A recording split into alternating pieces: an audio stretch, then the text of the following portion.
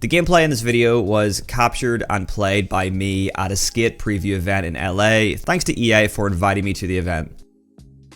So if you've been watching my new Skate videos over the last week, you'll probably have noticed that they are quite positive. The reason being is because I've been focusing on the gameplay, specifically the realistic aspects of the gameplay and the things that I personally really enjoy in new Skate. But of course, because these videos were mostly positive and because the gameplay I captured was at a Skate preview event that I got invited to by EA, people assume that EA they're paying for me to be positive basically, and they're putting words in my mouth, and that is not true. I can say whatever I want about the game, and I genuinely do enjoy this game. That being said, it's not perfect. There is a lot of problems, and I definitely have a lot of the same complaints as you guys do. So that's why today we're going to have an honest conversation about Skate. And you might agree with me, you might disagree with me on some of these takes. I'm going to cover things I personally don't like, but I'm also going to cover kind of the main things that most of you guys don't like.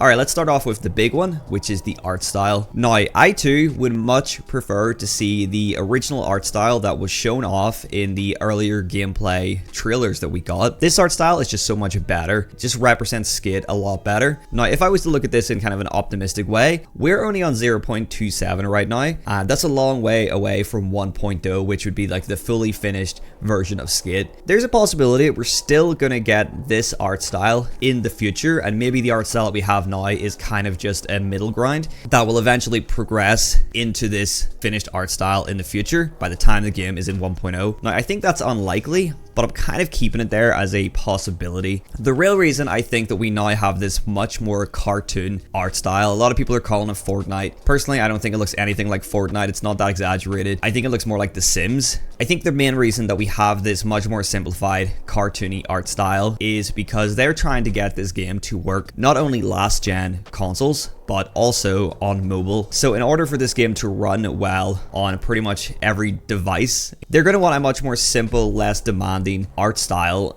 so it just runs smoother on all devices. Unfortunately, that means people like me playing on PC and people on current gen consoles, that means our experience is washed down to cater for last gen and mobile players. I could be wrong about that. It could be a different reason why they went with this more simple art style. It could be this is just more accessible for a free-to-play game. There's a lot of reasons, but it's by no means a deal breaker for me. But I really hope that we do get to this like final form that they showed off before. Alright, I want to talk about the missions, challenges, the progression of the game, and the kind of the lack of story mode. So this game doesn't have a traditional story mode like the other three games had. There are missions that you just play like one time. You can replay them, but they're pretty much, you complete them that one time to progress on with the story or the lore that kind of goes on in the background. And then there's daily challenges, which, reset every single day. That's just a way to keep progressing and keep earning rip chips, I think they're called, but we'll talk about them in a bit. But there's really no actual story. It's all kind of in the background. It's all kind of part of the city. Possibly they are planning on adding more story elements in the future, but as it stands right now, the only kind of characters and kind of story that we have is like Shingo and Slappy popping up as a little just like PNG in the corner. I think they actually have some pro skaters voicing these guys though. I'm pretty certain that Shingo is voiced by Sean Malto. If somebody actually knows, let me know, but I'm convinced that's Sean Malto. But yeah, we don't have those cool ass cutscenes from the other games with the pro skaters. It is very toned down. It's a shame. Daily challenges do get very repetitive because you end up doing the same ones over and over again. They get quite boring, but it is just there for you to grind through your progression. I would have much preferred to see an actual traditional story mode, just like the original games. It's a very washed down experience that's just kind of designed to keep getting people back, and I understand that's what a free-to-play game does. Coming from the other three games, it is kind of sad not to see an actual story mode, but maybe they'll develop this more in the future. We still got a long way to go, we'll see. But talking about progression, which then leads on to a lot of other stuff. But like I said, the progression is you complete these challenges, you unlock rip chips, which is the in-game currency. And on top of this, you also level up the districts. There's like 4 different districts. You level these up as you go, and you do unlock some other cosmetic rewards as well by leveling up districts. The main thing here is you grind through the challenges, you get your rip chips, and then you spend them in the in-game store. Now, this would be fine if you grinded through your challenges, you got your rip chips, you went to the store, and you were finally able to get that one pair of shoes that you've wanted, or you're finally able to get that hat that you've wanted. If you were able to just choose the item that you want and spend your hard-earned chips on that, that would be great. Except you can't do that because for some god-awful reason, I don't know why they chose to do this, but they have loot boxes for free items. So you have to grind through these challenges, you earn your rip chips, and then you have to go to the store and you have to spend those rip chips on loot boxes, which means that you only have a small chance of getting the item that you want. Now, these loot boxes only have a limited amount of items in there, and as far as I know, there's no repeat things that you can get, so you will eventually unlock the item that you want. You might get it sooner, you might get it later, but eventually guaranteed to get it, because you can kind of complete the loot box. It'll have like 10 items in it, and within those 10 items, you can get the item that you want, but you might not get it until the 10th item. And by that point, you've already spent all your rip chips. So if you have spent the day grinding challenges, you've got your rip chips, you want this specific pair of shoes, you have to then spend those rip chips on that loot box, just hoping that you get the item that you want.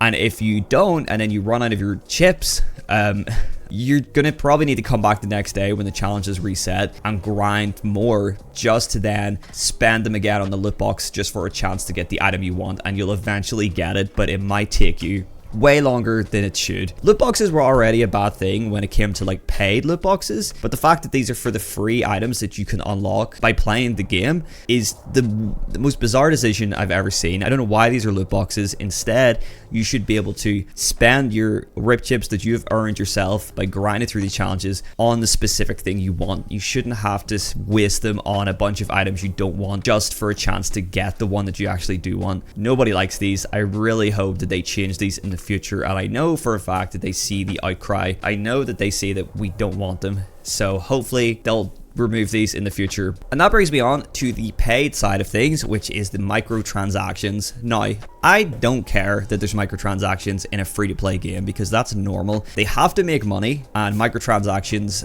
are exactly how free-to-play games make money. The problem here is that it's just badly priced at the minute. The way it's priced currently is the minimum amount of money that you can spend is $5. That's for, I don't know what this premium currency is called, like shred bucks or something. $5 is the least amount of money you can spend for 500 shred bucks. I'm gonna call them that anyway. Just to get one single deck graphic, it'll cost you 500 shred bucks, which means you're spending for one picture on the bottom of your board, for one deck graphic, you're spending $5. You need to sort out the pricing here. It's not fair.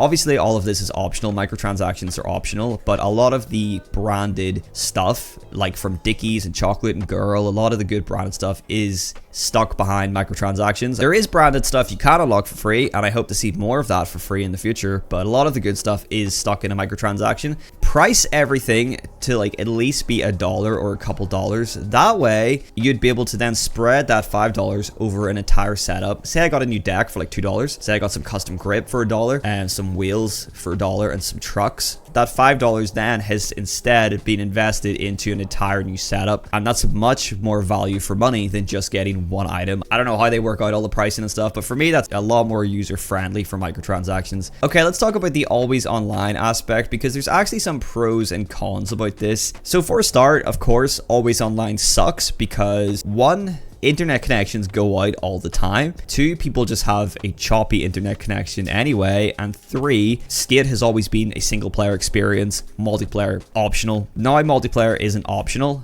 You're forced into a lobby with, I think, like 100 odd other players, maybe 150 other players. They have announced in the recent volume of the grind, so you will be able to host your own private servers. So this is kind of the closest we're going to get to an offline mode, I think, at least for now. You're still online, but if you don't want to deal with all the other players, you can just host your own private server. But again, it's not offline mode, and offline mode is something that most people would like to see. People just want to be able to skid around the city, even like free skid offline. If the challenges don't work offline because they have to update and stuff, just give us free skid offline. Let us just skid around the city. But I'm going to talk about some of the things that I think are actually positive about the always online aspect. They can update and change the map and the world. This allows them to just like drop in new spots, change spots. They can do events, which is cool. I think they do plan on doing seasonal events. I think they've said that. They can continue to add more music. They can add cosmetic items and stuff. And yeah, there's a lot that they can do here. You know, obviously for a lot of people, the cons outweigh the pros here. There's a lot that I want to see added, but I feel like we're so far from 1.0 that the game could be entirely different by the time we get there. I want to just have a good experience, and I want all of you guys to have a good experience as well. Obviously, let it rip in the comments. I know you will. Let me know what you think, and I will catch you in the next video. Peace.